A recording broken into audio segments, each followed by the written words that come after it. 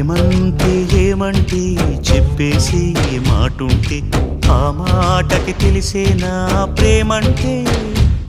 అది చరితలు సైతం చదవని వైనం, కవితలు సైతం పలకని భావం, సరిగమలెరుగని మధురిమ ప్రేమంటే.